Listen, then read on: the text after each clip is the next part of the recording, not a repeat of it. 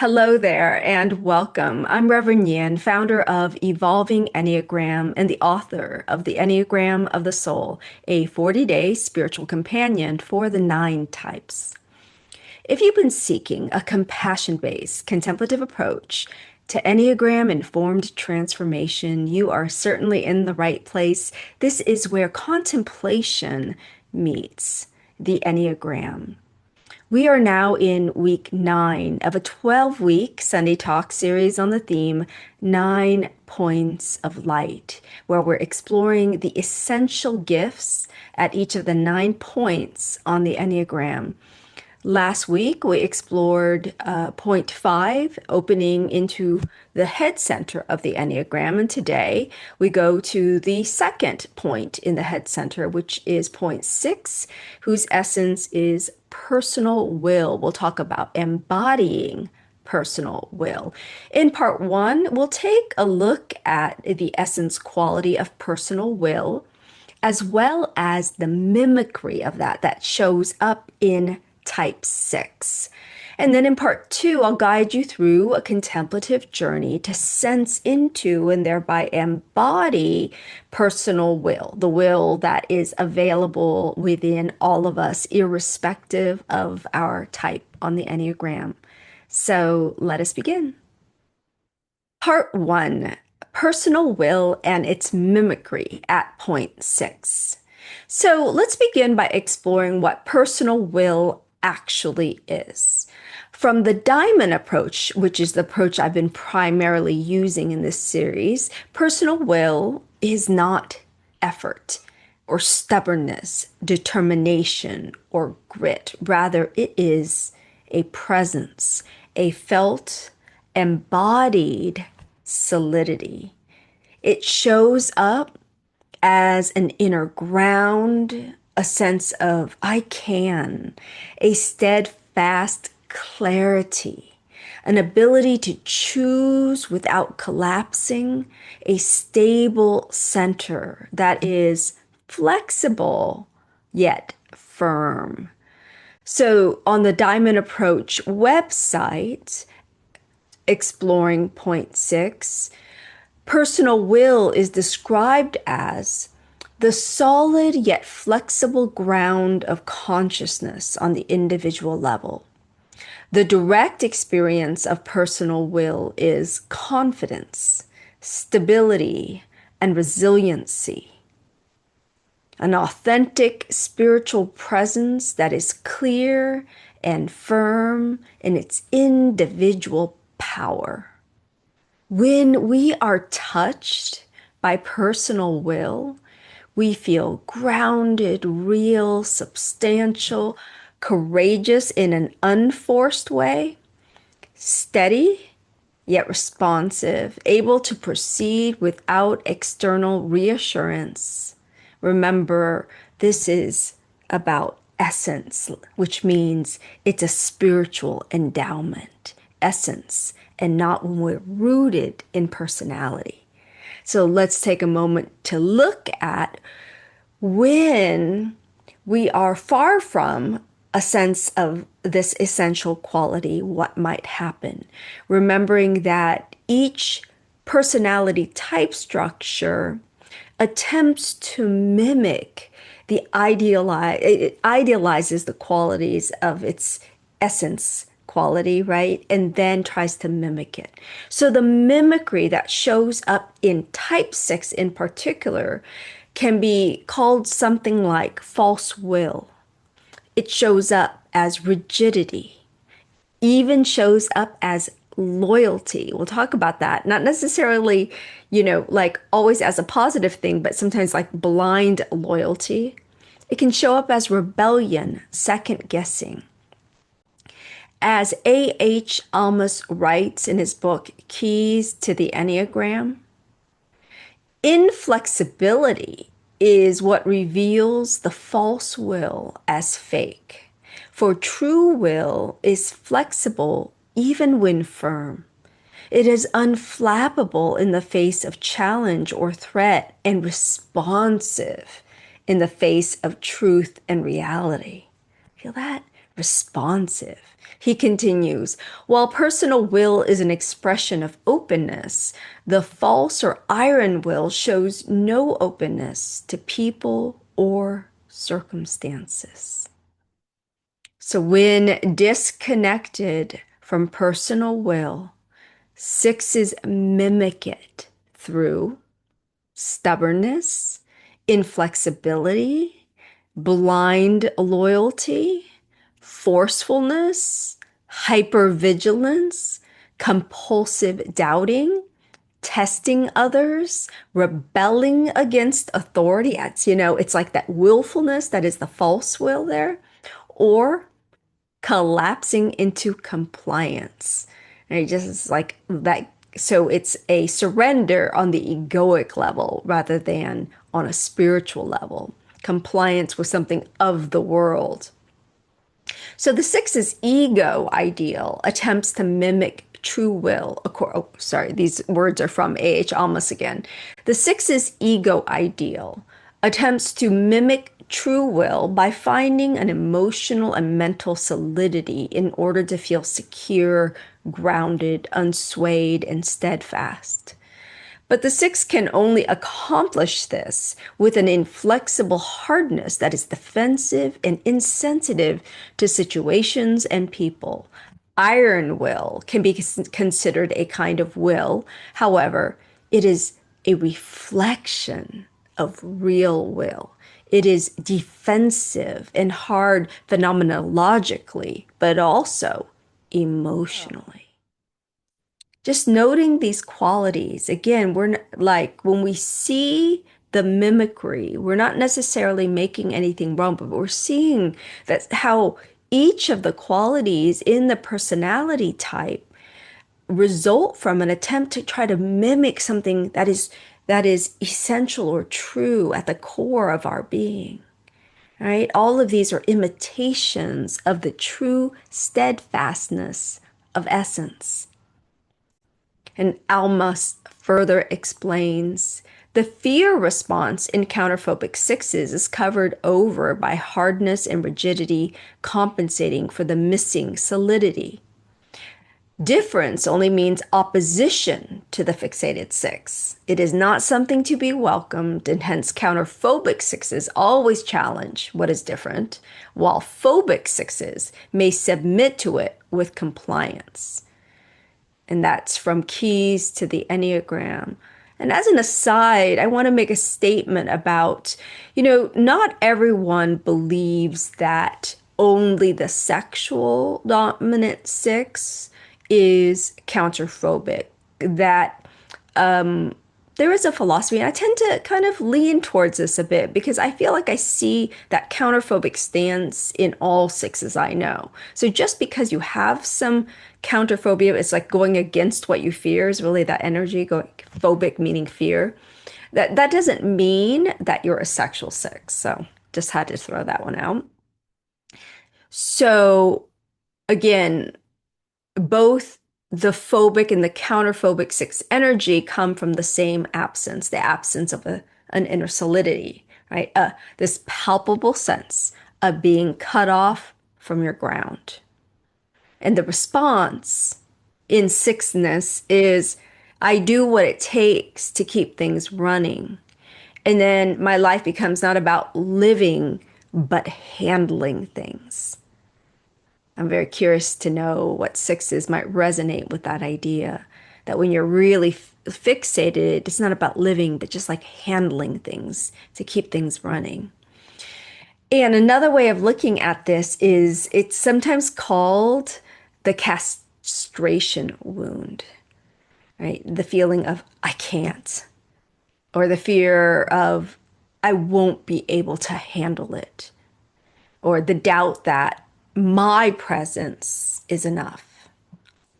So in my book, The Enneagram of Soul, on page 23, I write a little bit about what it looks like in fixated sixness, compulsively looking outside of themselves to find ideas, systems, or people to trust only distances them further from their own inner knowing. This can lead the six to feel increasingly reliant upon external sources, whether it be rules or protective authority group or teacher, to guide and support them. Once a six has chosen to trust an external source, they feel compelled to meet the expectations of that particular person or organization. This sense of loyalty further fuels their tendency to overthink, steering them further from their intrinsic guidance. Divorced from their own center of security, sixes second guess themselves. This includes struggling to trust any source they find, including the authorities on which they most seek to depend. When fixated in their type, sixes live with chronic self-doubt, indecision, worry, and caution, and sometimes reactivity and defiance as they struggle to feel confident in their choices and relaxed enough to thoroughly enjoy life. Of course, we're talking about some of the struggles and pain that comes from it, but I want to take a moment to also balance this by noting that. So the reality is, like, let's go back all the way to eights when we talk about even when eights are not in their true strength, right? And they're showing up in powerful ways in the world, they can show up in very kind, generous, and protective ways, right? So sixes know that it's not like you have to be perfectly in essence, right, to show up well in this world, and know that you can, like, it's more about the pain in your own being of not feeling that ground of being, no matter how hard you try to ally with something or to find security in the outer world. So it's more about noticing the source of your suffering, if you will, and know that even amid that, sixes manage to do a ton of good in the world through their collaboration and teamwork, through their steady devotion to the people and causes they love and that they serve. And so I really don't want to miss that and have the struggle when we're in personality eclipse the good that can still show up anyway. How blessed and graced are we in that regard? And I'll add that the point of these talks is that it's all of us. It's not just sixes that can have access to this place within us where we might have a moment or times of, like, I can't, right? That feeling of being small in the world and not feeling like we've got that ground to move forward. And so to this end, I'm going to invite you to take a moment, no matter what your core personality type, take a moment to reflect on a few questions that I'd like to offer. And just please allow yourself to feel into these reflection questions with gentleness. The first, can you sense the difference between true commitment and blind loyalty? Where does each live in your body? Again, you can always pause. I will tend to go through a little more quickly, knowing that you can always pause on your own. Is one tight, for instance? Is the other spacious? Question number 2. When you have acted with inner steadfastness, firm yet flexible, what did that feel like? Did you feel grounded, clear, quietly empowered? Again, pause the video if you need. Question number 3. When you have been anxiously wavering or second guessing, where did that live in your body? The belly, chest, throat, the head? Do you recognize inflexibility or rebelliousness as a mimicry of personal will? Another way of asking this is asking yourself, is this fear pretending to be will? Question 5. I know, lots of questions today. it's in the spirit of type 6, you know? Question 5. When have you felt cut off from your inner ground? And what softened when you named the fear beneath it? See if you can let your heart and body answer rather than just your mind. And again, I highly recommend actually that you pause the video and take time with this. And if you're in our CPE groups, I'd love to hear you share in our groups about what you came up with here. So personal will then is so important because without connecting to it, we can't really trust ourselves. We can't move forward with steadfastness. We can't relax into our choice. And possibly we can't stay present long enough for our path to bear fruit. Almas again says, true strength gives us the feeling of capacity, of I can. And that will help us feel the steadfastness of I will. Where strength provides the energy to initiate action, the will enables us to carry that action to fruition. This is the heart of the teaching. Personal will is the ground of spiritual agency. And then I'll conclude this section with another quote from my book, page 24 in this case. As sixes begin to wake up, they start trusting in an invisible yet felt ground of being within themselves as their true abiding source of support. Consequently, they become more self-affirming, internally stable, self-reliant, and trusting of others. Equally important, they come to trust their own inner guidance. While they are natural team players, soulfully centered sixes become more confident leaders at home, at work, and in community. They can not only anticipate potential problems, but also bring in positive and faithful thinking, spectacular wit, and lightheartedness to bear on all challenges, centered in their wholeness. Sixes are beacons of courage that light a path in the dark for us all. Thank you, sixes. And so with that, let us move into part 2. I'll invite you to a contemplative journey and look at the barriers to embodying personal will by Enneagram type. So, in the spirit of embodying, these invitations will have a little more somatic flavor than even usual. So, and also notice how I focus on willfulness as antithetical to the exercise of personal will. A lot of times we think of will as like, powering up, right?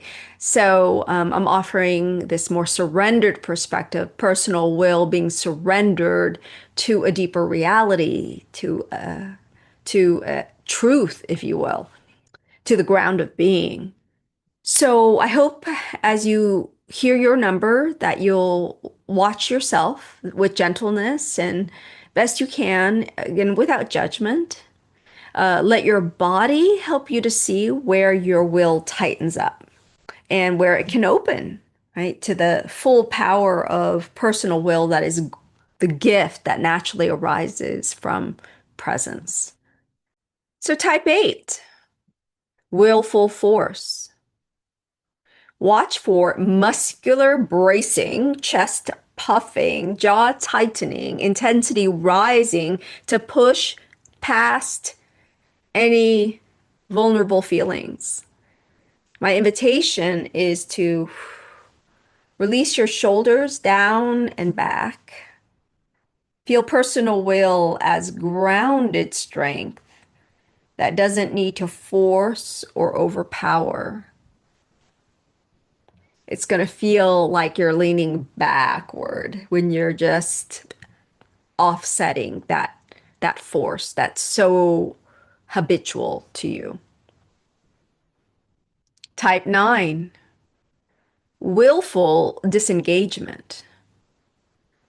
Watch for the body going limp, Posture collapsing, sometimes it's like slouching, right?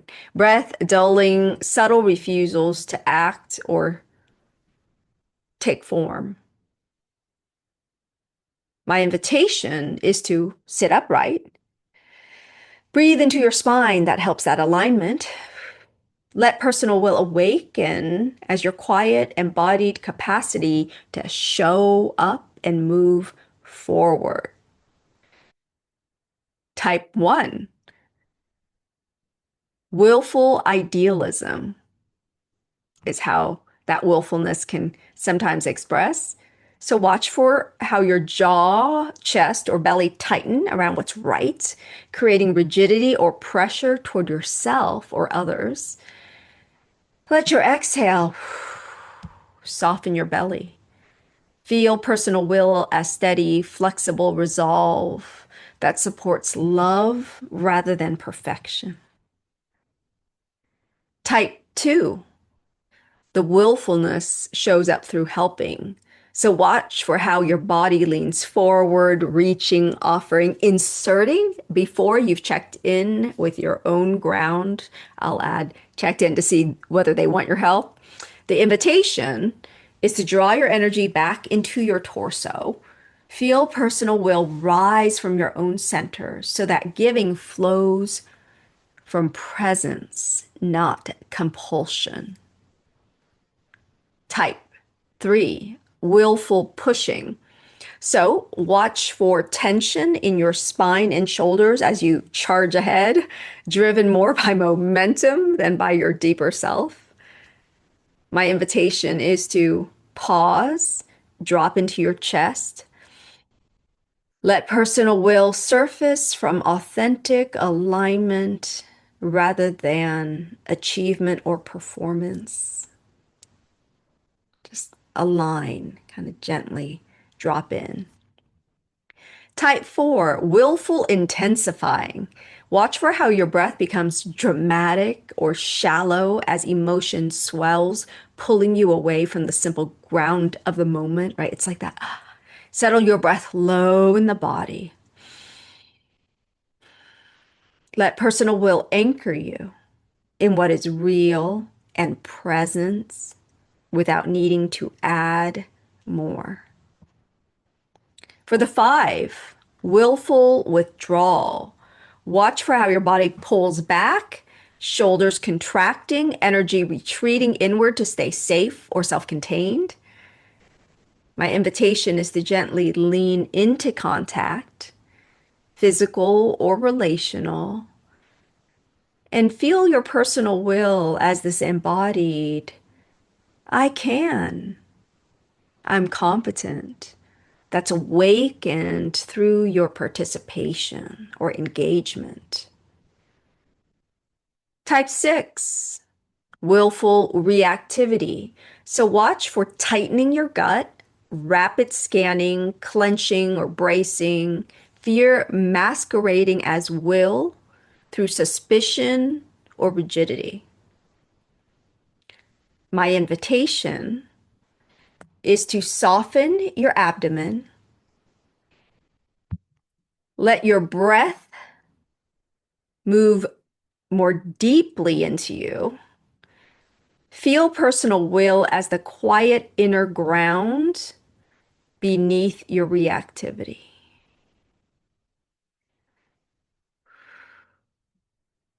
Yeah. Type 7, willful escaping. So watch for restless legs, fidgeting, or quick shifts of attention, your body avoiding limits or discomfort. My invitation to you, sevens, let your weight drop into your hips. Then choose one thing to stay with in this moment. Feel personal will as the focused direction that steadies your energy. So let's shift now into a three-centered contemplative practice. Before we do, I do have one more juicy quote from the Diamond Heart School. It's from the website in this case, a summary of Almas's teaching.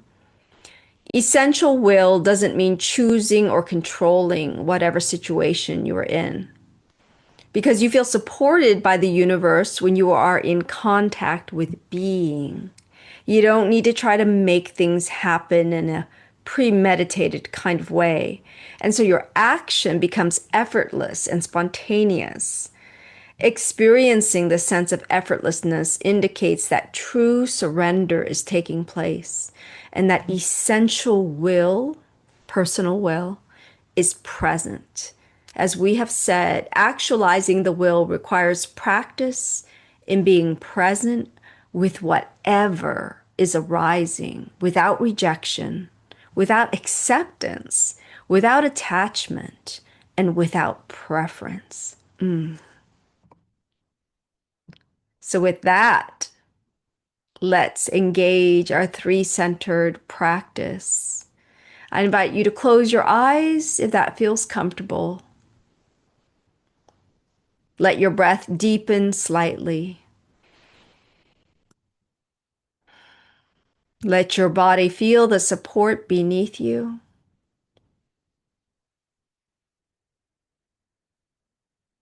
And then bring attention to the lower belly, the hips, your seat, your legs, and feel the solidity of the ground. You know, stillness can be scary.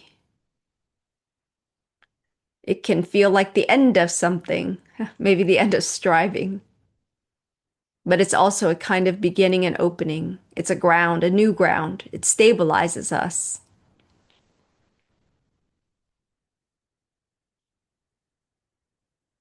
But if we become quiet and drop into our body, sometimes it can feel like we're even falling. But we fall into the ground of spirit. So see if you can relax into the falling into the ground, focusing on your belly and below.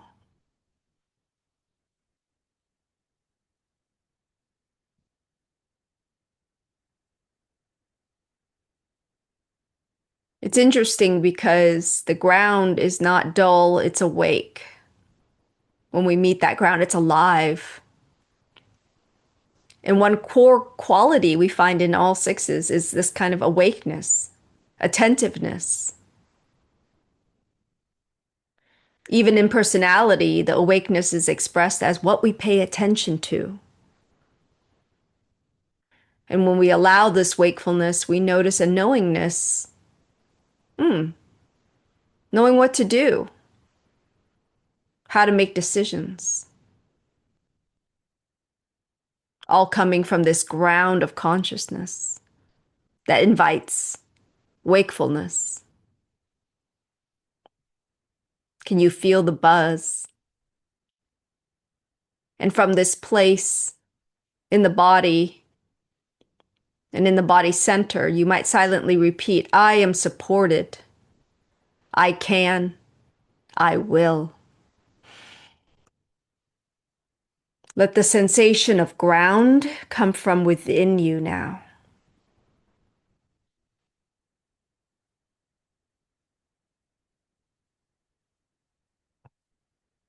And then I invite you to place a gentle hand over your heart. Feel the warmth, the vulnerability, the tenderness. Let yourself notice. Where do I close down? Where do I grip? Where do I armor against the world?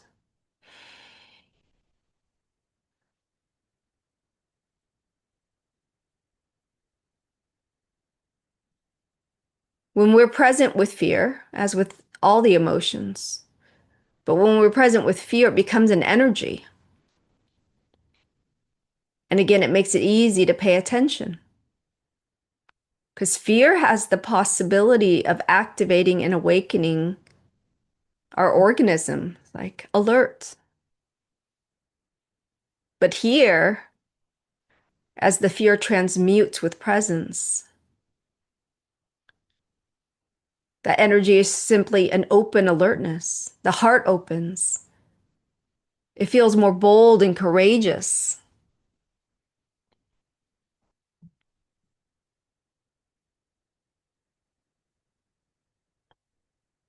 And the six energy here, given that sixes aren't usually gooey or sentimental, but they're devoted. So the sixth energy in the heart is like devotion here. Heart open, courageous, and devoted. See if you can sense into that quality within you.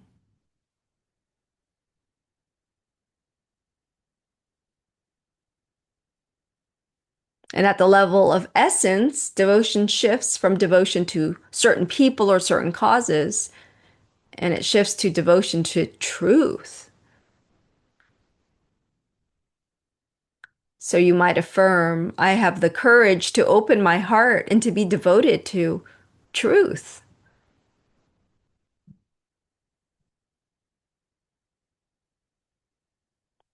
I mean, that's with a capital T, reality, spirit, the ground of being. Hmm. Then finally, bring awareness into the space between your eyes. Imagine the mind widening, softening, spacious.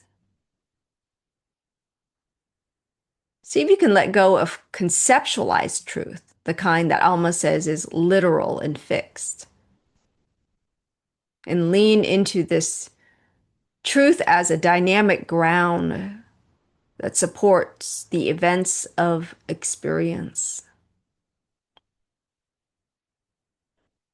When we're relaxed and grounded and present and open and courageous, it's like it's not the personality that knows what to do, but we are plugged into the mainframe of life. Big mind, divine mind is what Unity calls it.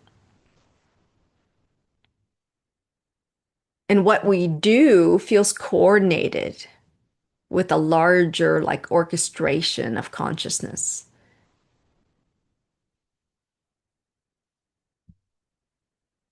It's interesting because we might initially, especially from the sixth perspective, see intuition or guidance as what not to do, i.e., a way to avoid danger.